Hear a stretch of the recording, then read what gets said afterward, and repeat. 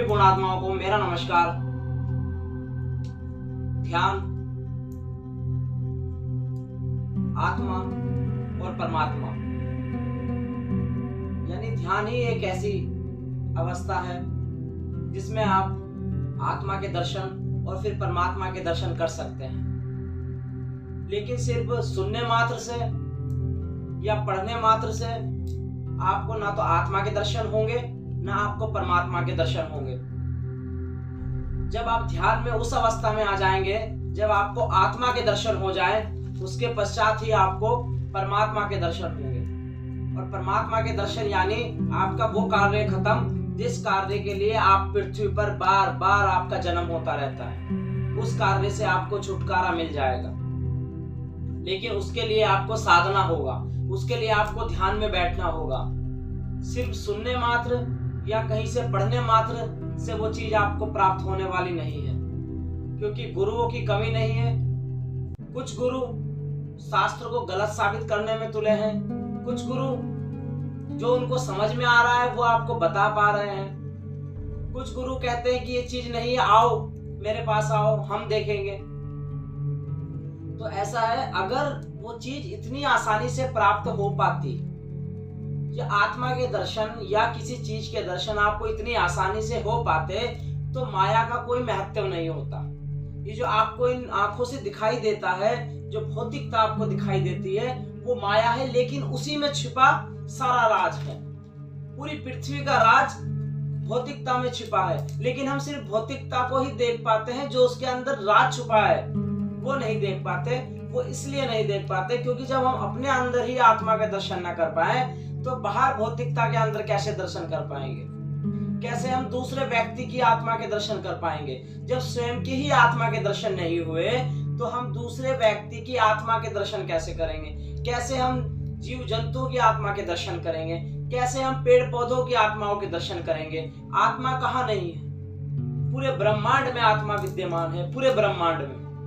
सिर्फ शरीर और कपड़ों का खेल है। इसे आप उदाहरण के तौर पे कपड़े समझ सकते हैं। जैसे हमें वस्त्र अलग अलग दिए गए हैं, कोई रेड कमीज है, कोई ब्लैक कमीज है, व्हाइट कमीज है, तो ये रंग है जो आपको दिखाई दिए जाते हैं। आप इन्हीं में ही रह जाते हैं, जो आपको दिखता है आप उनको ही सत्य मान के बैठ जाते हैं।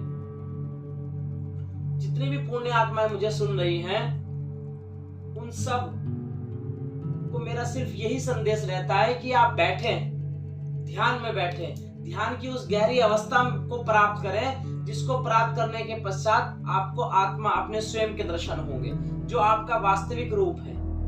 ये शरीर और ये विचार आपका वास्तविक रूप नहीं है और हो भी नहीं सकता, क्योंकि यही माया है। यही जानने के लिए कृष्ण जी कहते हैं, यही जानने के लिए बुद्ध कहते हैं, यही जानने के लिए महावीर कहते हैं, यही जानने के लिए जीसस कहते हैं।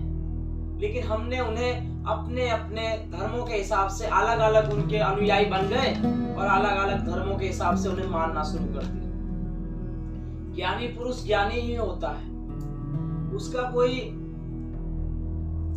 कपड़ों से या उसका कोई बड़े बाल कर ले शरीर पे या खूब सारी दाढ़ी कर ले और कहीं जंगलों में बैठ जाए तो वही आपको ज्ञानी समझ में आता है, तो ये भ्रम है। वास्तविकता में जो सच में ज्ञानी है, जिसको ब्रह्म ज्ञान उपलब्ध है, उसके लिए कपड़े, कोई वेशभूषा और कोई शरीर की बाल बढ़ाना या कोई भी स्थिति में उसको उससे कोई संबंध नहीं होता, दूर दूर तक कोई संबंध नहीं होता। ब्रह्म ज्ञानी के लिए सब चीज है, पृथ्वी की सारी चीजें हैं। वो जिस चीज को चाहे उसको यूज कर सकता है, उसको पहन सकता है, उसके साथ रह सकता है। और जो माया से भ्रमित है वही आपको नए नए तरीके बताते हैं कि हमने शास्त्रों में ये पढ़ा, ये सही है। लेकिन जो उनको समझ में आया शास्त्रों में पढ़ के, वो आपको बताते हैं, उनको जो समझ में आया।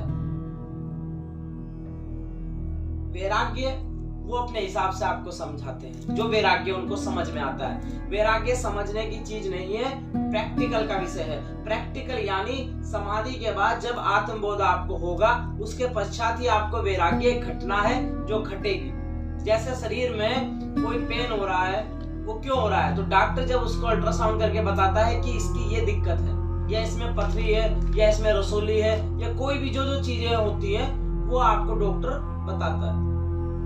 तब आपको समझ में आता है कि अच्छा ये व्यवस्था है। लेकिन इसीलिए कहते हैं कि अपने अंदर आत्मा के दर्शन करें। बिना आत्मा के दर्शन करें आप कुछ नहीं जान पाएंगे। ऐसे ही आपको ये बता देंगे कि वैराग्य का मतलब ये होता है। वैराग्य का मतलब अनुभव। जैसे पथरी के दर्द का अनुभव होगा, वैसे ही वैराग्य का अनुभव आपको होगा। वो शब्दों से नहीं बताया जा सकता, वो किताबों से पढ़ के आप नहीं समझ सकते। आप जो समझने की, बड़े बड़े गुरु आपको जो समझाने की कोशिश कर रहे हैं, वो समझा नहीं जा सकता। उनको जो समझ में आया वो उन्होंने बता दिया। जैसे दर्द उठने से पहले आपने कहा अच्छा गैस का दर्द है, अच्छा इस चीज का दर्द है, लेकिन वो तो जब आपने अल्ट्रासाउंड कराया तब आपको पता लगा कि दर्द किस चीज का है। तो ऐसे ही जब तक आप शरीर में उस अवस्था को ना प्राप्त कर लें, आत्मबोध ना कर लें, उसके बाद घटना ना घट जाए आपको वैराग्य की, तब तक आपको वैराग्य का मतलब भी समझ में नहीं आएगा और ना आपको परमात्मा तक आप पहुंच पाएंगे। क्योंकि परमात्मा से पहले आपको स्वयं को खोजना होगा। स्वयं की खोज ही है परमात्मा का रास्ता। बिना परमात्मा को जाने आप यहाँ बेकार, यानी उसी अवस्था में है जैसे आप जानवरों को कहते हैं कि उन्हें ज्ञान नहीं है।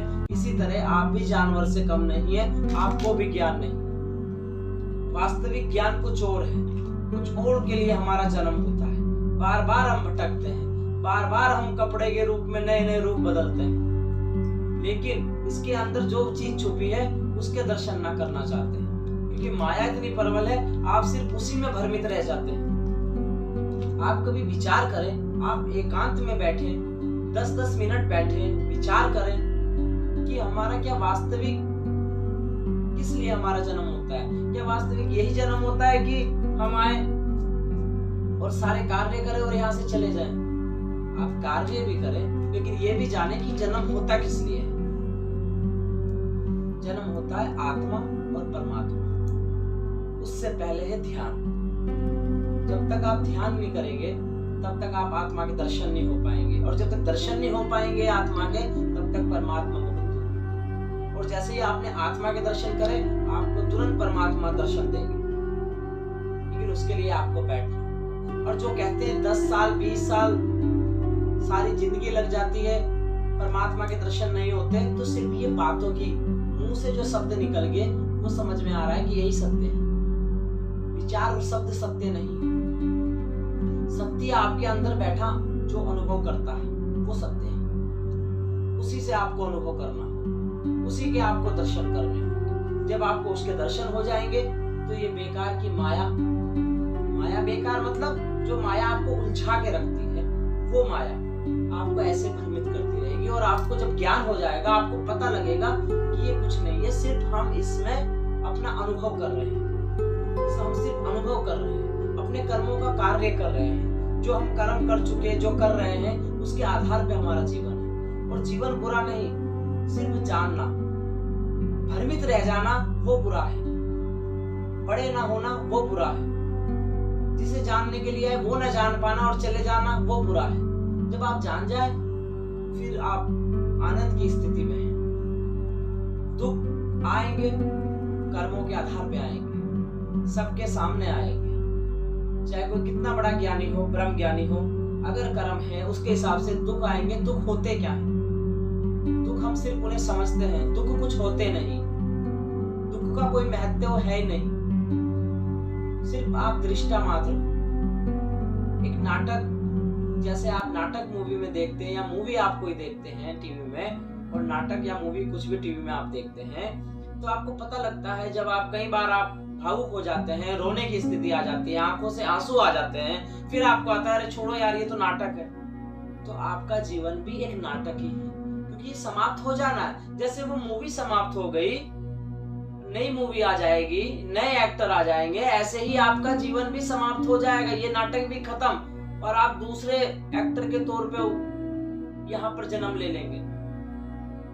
तो इन माया से आप बाहर निकले, अन्यथा ऐसे ही भ्रमित रहेंगे। और जितना अगर आपको जिज्ञासा है, आपको मेरी बात समझ में आती है, किसी को मेरे से प्रश्न करना है, तो आप मेरे कमेंट बॉक्स में डाल सकते हैं प्रश्न करने। आप मेरे से जिज्ञासा है कि आप जानना चाहते हैं, परमात्मा की अगर खोज में हैं, तो आप मुझे कमेंट कर सकते हैं। मेरा मोबाइल नंबर आप ले सकते हैं, मेरे से आप संपर्क कर सकते हैं और ध्यान कर सकते हैं। और ध्यान का मैं सिर्फ रास्ता बता सकता हूँ, बताने वालों की कमी नहीं है ध्यान के रास्ते, लेकिन स्वयं के साथ बैठे। मैं भी रास्ता बताऊंगा तो बैठना स्वयं के साथ ही पड़ेगा। और कौन ज्ञानी है कौन ज्ञानी नहीं है इसको आप अभी जान नहीं पाएंगे, इतना जानना आसान है भी नहीं। आप हिमालयों में भटके, आप कहीं पर भी भटके, लेकिन आपको ज्ञानी पुरुष मिलने से आप ज्ञानी नहीं हो जाएंगे। इसलिए स्वयं के साथ ध्यान में बैठे, अपनी सांसों पे ध्यान केंद्रित करें। शिव के द्वारा काफी विधियां बताई गई हैं, गौतम बुद्ध ने विधियां बताई हैं, तो कृपया करके स्वयं के साथ ध्यान में बैठे। कुछ ना कुछ राज है, परमात्मा का जाने का एकमात्र रास्ता ध्यान है। तो जितनी भी पुण्य आत्माएं मुझे सुन रही हैं, सबको मेरा प्रणाम।